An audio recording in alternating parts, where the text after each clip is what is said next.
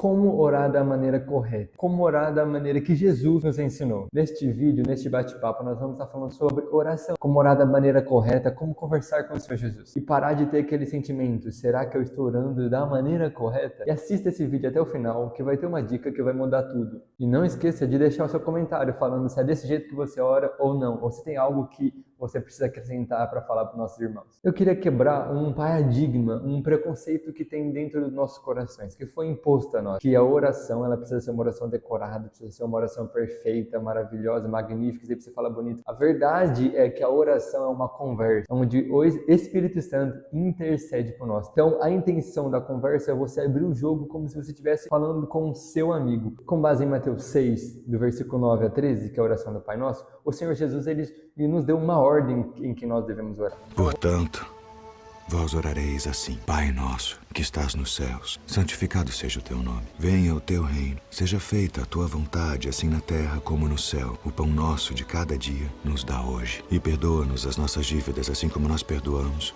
aos nossos devedores. E não nos induza à tentação, mas livra-nos do mal, porque teu é o reino, e o poder, e a glória para sempre. Amém.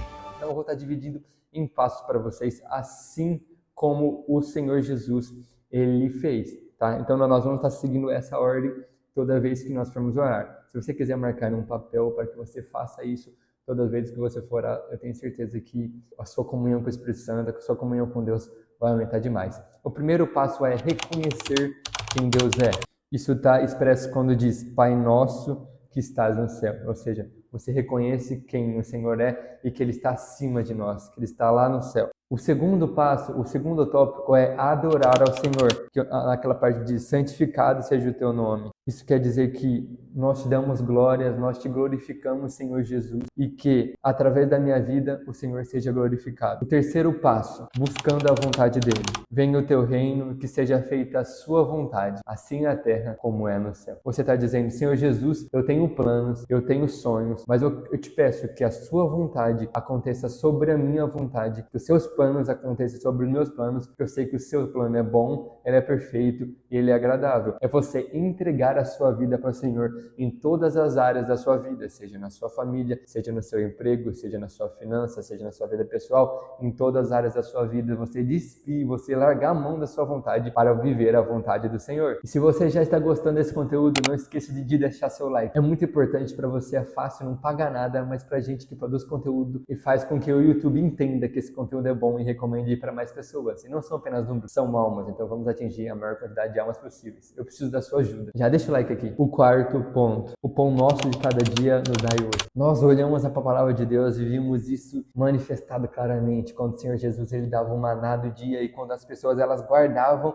o maná, ele apodrecia. E é isso, nós somos ensinados pelo mundo a conquistarmos, a sermos melhores, a sermos ricos, e a questão não é que é errado você querer ter uma vida melhor, mas o errado é você ter o seu coração nisso. E a palavra de Deus ela nos ensina muito isso, e nessa oração do Pai Nosso, que é maravilhosa, ela nos relembra isso, que diz que o Senhor Jesus, ele sabe o que nós precisamos. Então nós precisamos confiar na provisão diária do Senhor. O Senhor Jesus nos tem uma promessa lá em Salmos que o Senhor é nosso pastor e que nada vai nos faltar, mas para isso nós precisamos acreditar no Senhor. Antes de nós precisarmos, antes de nós imaginarmos que precisamos, o Senhor Jesus, ele sabe que nós precisamos. E em Mateus 6 mesmo, se eu não me engano, no 33, vai dizer que se o Senhor dá comida às aves e veste os lírios dos campos com uma roupa que nem o rei Salomão vestiu, sendo que o lírio logo vai ser queimado, logo vai ser destruído, quem dirá a nós? Então nós precisamos buscar primeiramente o reino de Deus e a sua justiça, e as demais coisas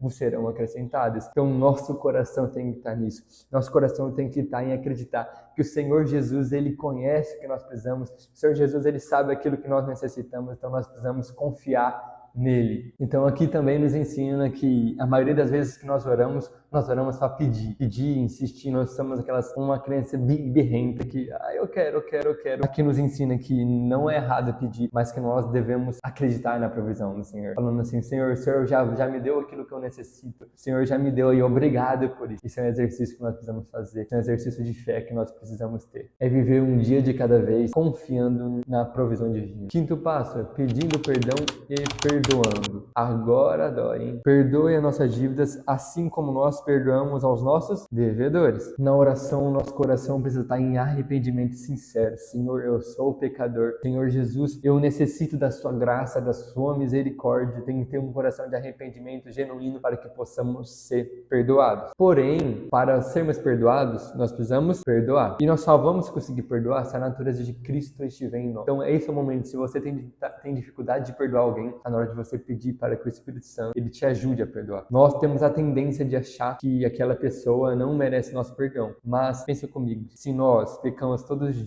dias, nós falamos que não vamos fazer e pecamos contra o Senhor, e mesmo assim Ele nos perdoa, Ele nos ama, o que impede nós de perdoarmos? Será que nós somos melhores que aquela pessoa? Será que nós somos melhores que Deus? Peça ajuda para o Senhor para que você perdoe, para que você seja perdoado. Porque não há comunhão com Deus se você não perdoar. Lá em Mateus 6,15 diz: se não perdoar aos homens, também o vosso Pai que está no céu não vos perdoará. E o sexto é pedindo por livramento. Irmãos, esse aqui é um ponto que também que a gente passa despercebido. A gente pede por tudo, mas a gente não pede para que Deus nos livre de todo mal. Não adianta assim: não deixes cair em tentação, mas livre-nos do mal. Ou seja, é pedir proteção para o Senhor Jesus. Todo dia nós saímos da nossa casa, ou até mesmo dentro de casa, nós estamos correndo perigo. E nesse momento nós precisamos pedir proteção do Senhor, para que Ele nos ajude a livrar da armadilha do inimigo e também para que nós fugimos da tentação. Porque a palavra de Deus diz: resistir à tentação do maligno, que ele fugirá de vós. Então nós precisamos da ajuda do Senhor para que nós resistimos à tentação do pecado, porque a vontade de pecar está dentro de nós. Nós temos a natureza